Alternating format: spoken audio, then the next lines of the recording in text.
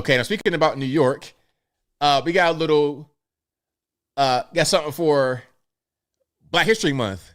Okay, they got a little seat reserved for Rosa Parks. Okay, now we all know about Rosa Parks. Shout out to her. But a little quick info about Rosa Parks. Rosa Parks was a person who was trained to be a communist at the Highlander Folk School here in Tennessee and Monteagle, which is between here and Nashville. It's like probably about an hour, maybe less from my house where I live at right now, probably about an hour away. Maybe like 45 minutes depending on the traffic, Monteagle, Tennessee. She went there for a while to learn about communism, Marxism, etc. So did MLK. Right around the same time in the early 60s. Now, Rosa Parks went back to Birmingham and she staged the bus boycott with the help of the NAACP.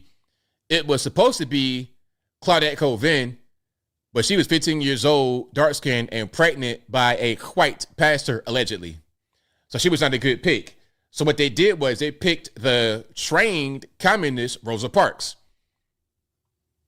That's the reality of what happened. Now, you may like her for what she did or not, but it is what it is. Now. Yeah, the Rosa Parks thing was, I know they had planned to have it done by another woman, but she was found to be pregnant out of wedlock, so they decided to use Rosa Parks.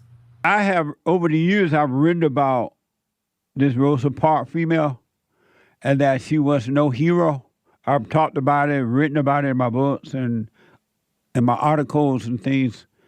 And that female Rosa Parks was not a hero. She didn't just one day get on the bus because she was on the bus and she's like, Lord, I'm tired coming home from work today. I ain't going back in the back of that bus.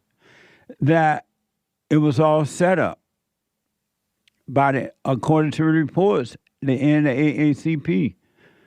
Because prior to using Rosa Parks, they were going to use another black girl to act like the white people were so bad, they won't let you sit in the front of the bus.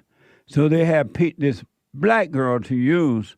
But just before they got ready, before she was about to carry out the act, they found out she was pregnant out of wedlock. And they're like, what the? Black people are not going to fall for this. You pregnant out of wedlock. Because in those days, the good old days, when America was America, it was an embarrassment for blacks to get pregnant out of wedlock. The girl would have to go in hiding until she had the baby. And then when she came back home, they're like, who baby's that? I don't know. No. So they were going to use this other female, the NAACP, to do this Rosa Parks thing on the bus.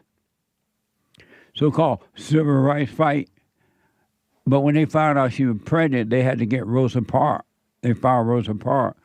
And Rosa Parks carried out, and now Rosa Parks, in the mind of many blacks, considered a hero when she was a zero, not a hero at all. Apparently, another reporter or a person is reporting on the Rosa Parks scam. This is from Grok. The video embedded in the post debunked the simplified narrative of Rosa Parks as a spontaneously defiant seamstress, portraying her 1995 arrest as a premeditated NAACP strategy to test bus segregation laws. Watch this from John Doyle via X. So we all know the story, right? 1955, Montgomery, Alabama. Rosa Parks, she's this tired seamstress. She refuses to give up her seat to this white guy after a long day's work because her feet hurt. She gets arrested for this, and then it sparks a bus boycott. She becomes the mother of the civil rights movement. She's now remembered as a brave hero who stood up to power. The entire thing was a planned publicity stunt from the beginning. By 1955, Rosa Parks was already like an experienced left-wing activist. She and her husband were attending Communist Party meetings. Also, her husband owned a car. So this is not even the first time this happened. Black people were getting arrested for this stuff, but the NAACP and the activists ignored them, and Rosa Parks was specifically selected as the perfect subject for this agenda. She was polite, she was employed, she was married, she was seen as somebody who would be sympathetic to white people. And actually, the Rosa Parks incident itself was actually a reproduction of a prior incident where they planned to make a different woman into this kind of figurehead, but then they found out that she got pregnant out of wedlock, and so they had to sub her out for old Rosa.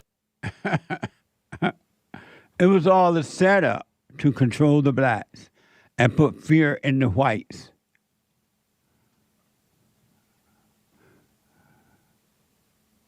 Isn't that amazing? And 70 years have gone by or so, and the blacks still believe the lie. And they call her mama. Black people love calling other black people mama. What the? Or grandma. Isn't that amazing? It's known that it was a setup. It wasn't like Rosa Parks had gone to work. Poor Rosa. She had been riding on the bus all her life, and she came home, got off work one day, and Lord, my feet so tired. I'm so tired. I'm just gonna sit right here at the head of this bus. I don't care what the white man say. I'm sitting here. I'm tired. My feet, I've been cleaning those white women's house and raising their children. I'm tired. It wasn't like that at all. And the blacks, not those who don't want to know the truth. There are some who are waking up now to it. But they don't want to hear the truth about that. It reminds me of the flat earthers. They don't want to hear, flat earthers don't want to hear the truth. Amazing.